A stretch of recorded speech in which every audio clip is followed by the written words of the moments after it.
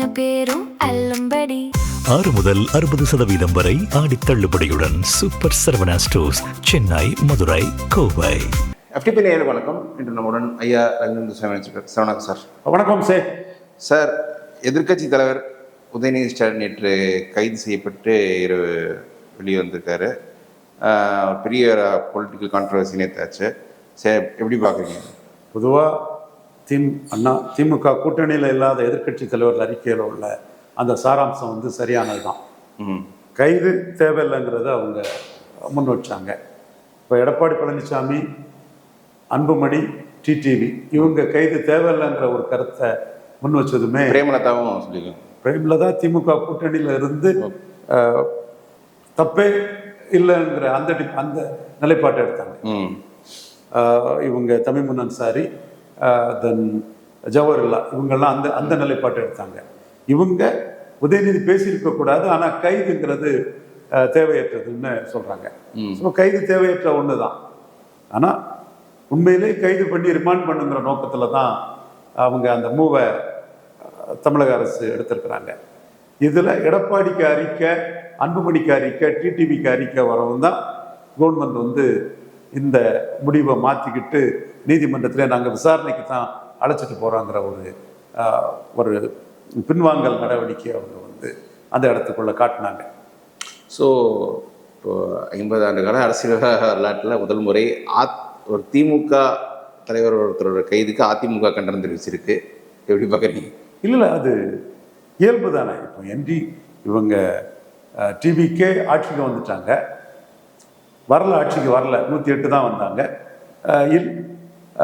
ஒரு அறமற்ற செயலாட்டு ஸ்டாலின் முதல்வர்னு சொன்ன 13 வரையும் சேர்த்துக்கிட்டு ஆட்சிக்கு வந்துட்டாங்க. ஸோ இந்த கட்டம் வந்து அதிமுக தான் தாவேகாவுக்கு அடுத்தபடியாக திராவிட முன்னேற்ற கழகத்தை தோற்கடிச்ச கட்சி. ஆனால் நீங்கள் திராவிட முன்னேற்ற கழகத்தால் வெற்றி பெற்ற 13 வரை வச்சு நீங்கள் உங்களை மெஜாரிட்டி கொண்டு வந்துட்டீங்க, உங்கள் அணியை பலப்படுத்திருக்கீங்க. அப்படி இருக்கும்போது வந்து திமுகவின் கைதுக்கு அறிக்கை விடுறது இயல்பு தானே. இதானே அரித்மெட்டிக் தானே. அரித்மெட்டிக்கை மீறி என்ன அரசியல் இருக்குது? ஸோ 26ல் டிவிக்கு எஸ்டாப்ளிஷ் ஆன பிறகு உள்ள அரித்மெட்டிக் இது தான். இந்த அரித்மெட்டிக் படி எடப்பாடி சரியாக தான் முடிவெடுத்திருக்கிறாரு. எடப்பாடிக்கு முடிவு இதில் மிக சரி. இன்னைக்கு கூட அவர் திமுக பட்ஜெட்டையும் அடிச்சிருக்கிறாரு, அடிக்காமல் இல்லை. பட் ஏடிஎம்கே பட்ஜெட்டை இறங்கி அடிக்கிறார். இதில் வந்து என்னென்னா, இந்த கைது உதயநிதி ஸ்டாலின் அந்த தனிப்பட்ட ஒரு அரசியல் ஸ்டேஜ் இருந்து ஓரளவுக்கு இன்க்ரீஸ் பண்ணி ஸ்டாலின் விஜய் வெற்றி பெறுறார். விஜயில உதயநிதி வெற்றி பெறுறார்.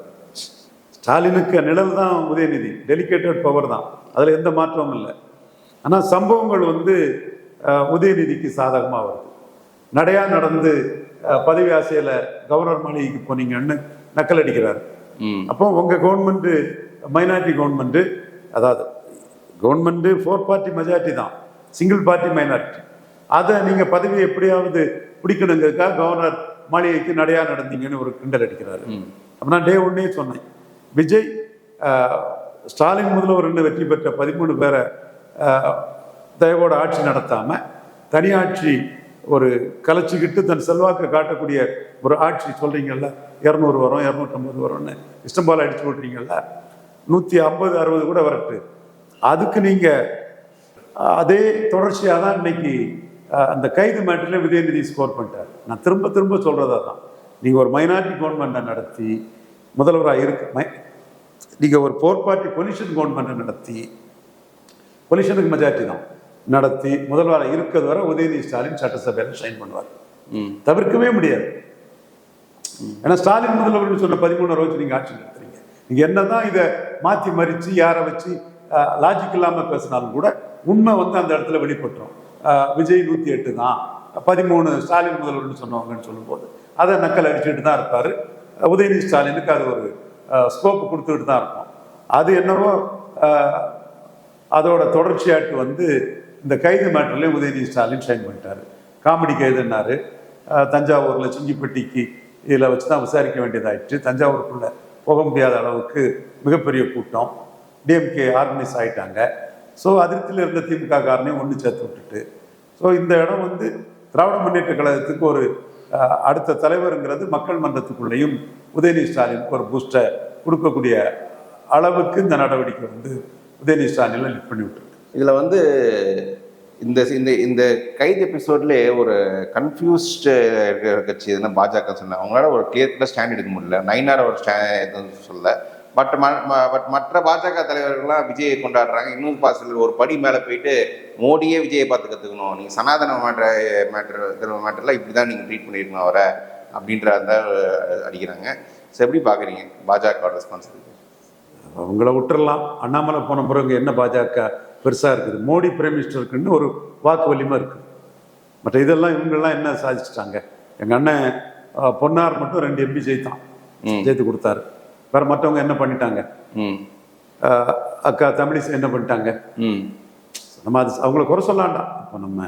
இப்போ எல் முருகன் இருக்கிறாரு, மடிகா அருந்ததியார் அந்த சமூக பிரதிநிதியா என்டிஆர் சவுத்துக்காக ஒரு அமைச்சராக இருக்கிறாரு. அது வந்து ஒரு அட்டவணை பிரிவில் வந்து அருணாச்சலம் மூப்பனார் அமைச்சராக்குனாரு, ஆராசாவை கலைஞர் அமைச்சராக்குனாரு. இவர் பறையர் சமூகம், அவர் தேவேந்திர குல வேளாளர் சமூகம். ஸோ அருந்ததியர் சமூகம் அவங்க தமிழ்நாட்டு அருந்ததியர் மட்டுமல்ல, தென்னிந்தியாவிலே உள்ள தெலுங்கானாவில் இருக்கக்கூடிய மடிகா, ஆந்திராவில் இருக்கக்கூடிய மடிகா, கர்நாடகாவில் இருக்கிற மடிகா, இது எல்லாமே சேர்த்து இந்த இந்த மக்கள் வந்து ஒரு கட்டத்தில் அம்பேத்கர் ஜெகஜீவன் ராமையும் ஏற்றுக்கொள்ளக்கூடியவங்க தான். அந்த மக்களை முன்னிறுத்தி காங்கிரஸ் ஃபார் டெமோக்ரஸி, இந்திரா காந்தி எமர்ஜென்சியில் இந்திரா காந்தியை ஏற்றுட்டு வந்த பெரியவர் ஐயா ஜெகஜீவன் ராம், அவர் புகழ் பாடக்கூடிய மக்கள் அம்பேத்கர் ப்ளஸ் ஜெகஜீவன் ராம். இந்த மக்களை பிரதித்துவம் வழியாட்டு சகோதரர் எல் முருகன் வந்து RSSகாரரு, உறுதியான தலைவர், அவர் ஒரு அமைச்சராக இருக்கிறாரு. மற்றபடி மோடி லாயலிஸ்ட்னு ராஜ்சபா பெற்று ஃபைனான்ஸ் மினிஸ்டராக தொடர்ந்து மோடியோட ஒரு நம்பிக்கைக்குரிய ஒரு ஆட்டு இவங்க நிர்மலா சீதாராமன் இருக்கிறாங்க. ஃபாரின் அஃபேர்ஸுக்கு வந்து ஒரு பியூரோக்ராட் வந்து அவர் அமைச்சராக இருக்கிறாரு, ராஜ்சபா பெற்று இருக்கிறார். ஸோ இந்த 3 பேருமே ராஜ்சபா பெற்று தான் இருக்கிறாங்க. லோக்சபா உறுப்பினராட்டு வந்து மோடி தலைமைக்கு வந்து சகோதரர் பொன்னார் வந்து 2 MPக்களை பெற்றுக் கொடுத்தாரு. அதற்கு பிறகு அண்ணாமலை 18 விழுக்காடு வாக்கு, அதில் பிஜேபி தாமரைக்கு மட்டும் 11 விழுக்காடு வாக்களை பெற்றுக் கொடுத்தாரு. நான் தமிழக பாஜக ஒன்றும் பெரிய சக்தியாட்டு மதிக்கல. ஆனால் மோடி பிரதமருங்கிறதுக்கு இங்கே தமிழக பாஜகவின் அடிப்படை இலகணேசன் காலத்து செல்வாக்கோட சேர்த்து ஒரு 10 விழுக்காடு வாக்குக்கு மேலே மோடி பிரதமர்னா வருங்கிற நான் மதிப்பை கொடுக்குறேன். அது மோடியின் முடிவை பொறுத்து இருக்குது. மோடி தெளிவாக பெங்களூரில் பேசும்போதே தெளிவாக பேசிட்டார, காங்கிரஸ் துரோகத்தில் பிறந்து துரோகத்தில் வளர்ந்த ஒரு கட்சி, துரோகத்தால் வீழ்ந்த கட்சி. திமுகவுக்கு எப்படி எப்படியெல்லாம் முதுகில் குத்துனாங்க, திமுக எப்படி எப்படியெல்லாம் காங்கிரஸுக்கு துணை நின்றது, காங்கிரஸ் எப்படி ஸ்டாலினை ஏமாற்றி நயவஞ்சகமாக நடந்துக்கிட்டாங்கிறத தெளிவாகவே கர்நாடகாவில் பேசும்போது மோடி பேசிட்டார். மோடிக்கு எதிரி காங்கிரஸ் தான். அதை identify the enemy Baba Saheb Bhimrao Ambedkar சொல்ற மாதிரி அதை ஐடென்டிஃபை பண்ணி போறதுனால மோடி வெற்றியை பெற்றுட்டு இருக்கிறாரு. பட் ஆனா மோடிக்கு என்ன ஓட்டத்தை வந்து இங்க இருக்கிறவங்க இவங்க பண்ணுனா என்ன, பண்ணலன்னா என்ன? பொன்னார் மட்டும்தான் 2 MP ஜெயித்து கொடுத்துருக்கிறாரு. மற்றவங்க என்ன இங்க சாய்ச்சி கொடுத்துட்டாங்க? மனச்சாட்சியை தொட்டு சொல்லுங்க. பொன்னார் மட்டும்தான் 2 MP பெற்று கொடுத்தாரு. பொன்னார் அதுல கொஞ்சம் தெளிவாக தான் இருக்கிறார்.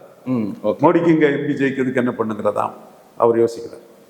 ஓகே, இதில் வந்து இப்போது உதயநிதி வந்து முதல் முறை மே மாதம் எதிர்கட்சி தலைவராக பேசும்போது என்ன சொல்ல, 35% மக்கள் தான் வாக்களிச்சிருக்காங்க, உங்களுக்கு எதிராக 65% இருக்குன்னு சொன்னார். இன்னைக்கு அந்த 65% ஓரளவுக்கு பாஜக தவிர்த்து மற்ற கட்சிகள் ஓரளவுக்கு இந்த இஷ்யூவில் திமுகவுடன் நிற்குதுன்னு சொல்லலாம். அதாவது அதில் முன்முயற்சி எடுக்க வேண்டியது திமுக தான். கலைஞர் வந்து மோடி பிரதமரான பிறகு ஏற்காடு இடைத்தேர்தலில் ஜெயலலிதா இருக்கும்போது எல்லா கட்சிகளும் ஒன்றிணைந்து ஜெயலலிதாவை எதிர்க்கணும்னு ஒரு முடிவெடுத்தாரு. அந்த ஏற்காடு இடைத்தேர்தல் காலகட்டத்தில் பாஜகவுக்கு அழைப்பு கொடுத்தாரு. பாஜக தலைமை வந்து முத்தமிழறிஞர் கலைஞர் எங்களை அழைச்சதுக்கு நன்றினார் சொன்னாங்க. அதே மாதிரி தமிழக பாஜக வந்து ஜெயலலிதாவுக்கு ஆதரிச்சுட்டு இருக்கும்போது கலைஞர் சொன்னார், நீயும் பிற்படுத்தப்பட்டவன், நானும் பிற்படுத்தப்பட்டவன், ஒரு நாணயத்தின் 2 பக்கங்கள் தான் கலைஞரும் மோடியும். சமூக இகழ்வுகளை தாண்டி நீச்சுன்னெல்லாம் லீச்சி, பிரியங்கா, மணிசங்கையர், இவங்களால் விமர்சிக்கப்பட்டு மேலெழுந்து வந்தவர் தான் மோடி. அப்போ ஒரு பிற்படுத்தப்பட்ட நீங்கள் வந்து ஒரு ஜெயலலிதா கிட்ட ஏமாறுறது, எந்த பொலிட்டிக்கல் கெயினும் இல்லாமல் நீங்கள் ஜெயலலிதாட்ட ஏமாறுறது எனக்கு மனசு சங்கடமாக இருக்குது, வலிக்குது. நீங்கள் ஏமாறுங்கிறத பார்க்க என்னால் பொறுக்க முடியலன்னு கலைஞர் ஒரு பிற்ற போட்டார். அதுக்கு பிறகு தான் ஜெயலலிதா கன்விக்ட் ஆனது எல்லாமே உங்களுக்கு தெரியுமே. பொறுப்பு கோணரை போட்டு ஜெயலலிதாவை வரவேற்கவும் வழி அனுப்பவும் செய்தாங்க. Modi shore the place for Jayalalithaa. Chennamaneni Vidyasagar ராவ்னு ஆர்எஸ்எஸ்ல ட்ரெயினான விலை போக முடியாத ஒரு விலை பேச முடியாத ஒரு கவர்னரை ஜெயலலிதா அம்மையாரே பணிவா போகக்கூடிய ஒரு சூழ்நிலையை மோடி உருவாக்குறதை நம்ம பார்த்தோம். ஸோ இங்கே வந்து தமிழக நிலைமையை பொறுத்தவரையில் இன்னைக்குள்ள சூழ்நிலையில் மோடி பிரைம் மினிஸ்டருங்கிறதுக்கு ஒரு 10க்கும் மேற்பட்ட விழுக்காடு வாக்குகள் இருக்குது. ஸ்டேட் பிஜேபி வந்து ரொம்ப ஒன்றும் பலமான ஒரு அமைப்பாட்டு இல்லை. அண்ணாமலை போன பிறகு இதுதான் உண்மை. ஏன்னா எம்பி தொகுதியிலேயே வெற்றி பெற்று லீடராக நின்றவங்கலாம் எம்எல்ஏல தோற்று 3வது போனதுலேயே அவங்க செல்வாக்கு போயிட்டு, எம்எல்ஏல தோற்று 3வது போனதுலேயே அவங்க செல்வாக்கு போயிட்டு, நயனாராவது 2வது வந்துட்டார். தமிழிசை, வானதி, ப்ரொஃபசர் சீனிவாசன்லாம் 3வது போயிட்டாங்க. நீங்கள் எம்எல்ஏல ஜெயித்து 2வது இருக்கும்போது உங்களை பெரிய தலைவர்கள் சொன்ன ரவீந்திரன் துரைசாமி தான் சட்டமன்றத்திலே நீங்கள் தப்பாக ப்ளே பண்ணி 3வது போன பிறகு தமிழக பாஜகவுக்கு என்ன செல்வாக்கு இருக்குங்கிற ஒரு கேள்வி வந்து எழுது. பட் அண்ணாமலை போன பிறகு அது தெளிவாகவே எழுது. ஆனால் மோடி பிரதமருங்கிறதுக்கு இங்கே ஒரு பெரிய வாக்கு வலிமை இருக்குது. எண்ணற்ற ஆர்எஸ்எஸ் தொண்டர்களும் இங்கே இருக்கிறாங்கிறதும் உண்மை. அப்போ வந்து ஒரு எதிர்கட்சி ஒற்றுமையை நோக்கி இப்போ போயிட்டு இருக்காங்க. நீங்கள் கேட்குற இந்த புள்ளிக்குள்ள கலைஞர் எடுத்த அந்த புள்ளிக்குள்ள உதயநிதி ஸ்டாலின் பேசுறாரு. அதில் மோடி பெங்களூரில் பேசணும் பிறகு முன்னெடுப்பு செய்ய வேண்டியது திமுக தான். இப்போ 50% இன்க்ரீஸ், யூனிஃபார்ம் இன்க்ரீஸ் பாஜக டீலிமிட்டேஷனில் கொண்டு வர போகிறாங்க. தமிழ்நாட்டில் 39க்கு 58 வரணும். 58ங்கிறத 40 எடுத்து புதுச்சேரி ஒன்று, இங்கே தமிழ்நாட்டுக்கு 59 கூட கொண்டு வரதுக்கு வாய்ப்பு இருக்குது. ஸோ அந்த மாதிரி கொஞ்சம் ஏற்றி கொடுக்கும்போது வந்து தமிழகமே மோடியை கொண்டாடணும். அப்போ அப்படிப்பட்ட இதை வந்து திமுக வந்துட்டாங்க. இன்னும் கொஞ்சம் ஓப்பனாக வந்தால் சிறப்பாக இருக்குங்கிறது நம்மளோட பார்வை. ஏன்னா மோடிக்கு திராவிட முன்னேற்ற கழகத்தோட 22 எம்பிக்கள் வந்து இந்த டீலிமிட்டேஷனுக்காக மிக மிக தேவை. சாதாரண உணர்வுபூர்வமாக பேசக்கூடிய தொண்டர்களுக்கு அது தெரியாது. தொண்டர்களை நம்ம வெறுக்கவும் கூடாது. அவங்க இக்னரண்டாக பேசிட்டு இருப்பாங்க, அவங்கள விட்டுறலாம். இல்லை, இதில் வந்து ஒரு பார்வை வைக்கணும்னா, ஒருவேளை பாஜக திமுக சேர்ந்தால் இல்லை வட இந்தியாவிலே மோடிக்கு இருக்கிற சிக்கல் என்ன சனாதன தர்மத்தை எதிர்த்து பேசியிருக்காரு உதயநிதி அப்படின்னு. இல்லை அதெல்லாம் ஒன்றும் இல்லை. நீங்கள் இதெல்லாம் சும்மா பேசுறது, இது அர்த்தம் இல்லாதது. இது விஜய்க்கு கர்நாடகாவில் பெரிய செல்வாக்கு இருக்கு, அது இதெல்லாம் பேசப்பட்டது. ஒன்றுமே இல்லைன்னு ஊதி பறக்கக்கூடிய பலூனில் ஊசியை வச்சு குத்தி நீங்கள் அழைச்சிங்க, நீங்கள் சந்திக்க வாரன்னு எங்கள்கிட்ட சொன்னீங்க, வராண்டான்னு முதல்வர் முகத்தில் கரிப்பூசி விட்டுட்டார கர்நாடகா முதல்வர். எனக்கு வருத்தம் தான், அது கரிப்பூசி விட்டுருக்கிறது தாவேகா முதல்வர் மட்டுமல்ல, காங்கிரஸ் கூட்டணி முதல்வர் முகத்தில் கரிப்பூசின சந்தோஷம்தான். ஆனால் தமிழ்நாட்டின் முதல்வர் அதில் பாதிக்கப்பட்டிருக்காருங்கிறது நம்மளுக்கும் உள்ள பாதிப்பு தான். அது ஒரு தமிழ்நாடு முதல்வர் ஒரு நெகோசியேஷன் ஒரு முடிவெடுத்து போகும்போது அதுக்கான அழைப்பை கேட்கும்போது நீங்கள்லாம் ஒரு ஆள், உங்களுக்கெல்லாம் இங்கே கர்நாடகாவில் செல்வாக்கு, உங்கள்கிட்டலாம் நான் பேச்சுவார்த்தை நடத்தணுமான்னு டீசெண்டாக டினே பண்ணிட்டார். அப்போ கர்நாடகாவில் விஜய்க்கு செல்வாக்கு இருக்குங்கிற இதெல்லாம் ஒன்றுமே இல்லைன்னு கர்நாடகாவோட சிஎம் ஸ்னப் பண்ணிட்டார. இந்த மாதிரி தான் நானே வந்து பகுகுணாவுக்கெல்லாம் ஒரு காலகட்டத்தில் கலைஞருக்கு எதிராக ஹேமநந்தன் பகுகுணாவுக்கெல்லாம் எழுதியிருக்கிறேன். 89 அந்த காலகட்டங்கள்லாம் மூப்பனாருக்கு இங்கே தமிழ்நாட்டுக்குள்ள தேசிய சக்தியாக மூப்பனார் வரும்னு சொல்லும்போது. பட் அங்கங்கே உள்ளவங்க அங்கங்கே உள்ள இஷ்யூ வச்சு தான் வாக்களிக்கிறாங்க, கர்நாடகாவில் உள்ளவங்க கர்நாடகா இஷ்யூ வச்சு தான் வாக்களிக்கிறாங்க. ஸோ இது வந்து ஒரு லெவலில் திமுகவும் பாஜகவும் கூட்டணி வந்துடக்கூடாதுன்னு நினைக்கக்கூடியவங்க பேசுறது, அவ்வளவுதான்.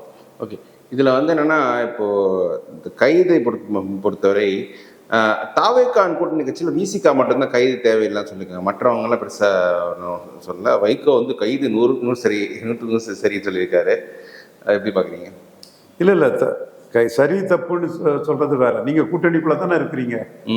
அப்போ வைகோ கூட்டணிக்குள்ள மந்திரி சபையில் இல்லை, மந்திரி சபையில் இருந்துக்கிட்டே திருமாவளவன் பேசுறது தான் ஒரு முரண்பாடாக தெரியுது. நீங்கள் மந்திரி சபையில் இருந்தால் அந்த கைதை நீங்கள் ஆதரிச்சுட்டு தான் போகணும். கைது சரியில்லைன்னு சொல்றக்கூடிய உரிமை சிபிஎம் சிபிஐ மதிமுகவுக்கு தான் இருக்கு. மதிமுக 2 எம்எல்ஏ போகல, அவங்க விஜயை நம்பி ஜெயிக்க முடியாதுன்னு கடனூர் எம்எல்ஏயும் சீர்காழி எம்எல்ஏயும் இங்கேயே நின்றுட்டாங்க. ஸோ மதிமுக மந்திரி சபையில் இடம் பெறாம அந்த கருத்தை சொல்றதுல தவறில்லை. சிபிஎம் சிபிஐ சொல்றதுல கருத்து தவறில்லை. மந்திரி சபையில் இடம் பெற்றுட்டு அமைச்சரவை நடத்தக்கூடிய ஒரு கட்சியின் முடிவை திருமாவளவன் எதிர்த்து பேசுறது அது ஒரு முறையான நிலைப்பாடா எனக்கு தெரியல. சப்போஸ் அவர் பவர் ப்ரொடியூஸ் பண்றாரு,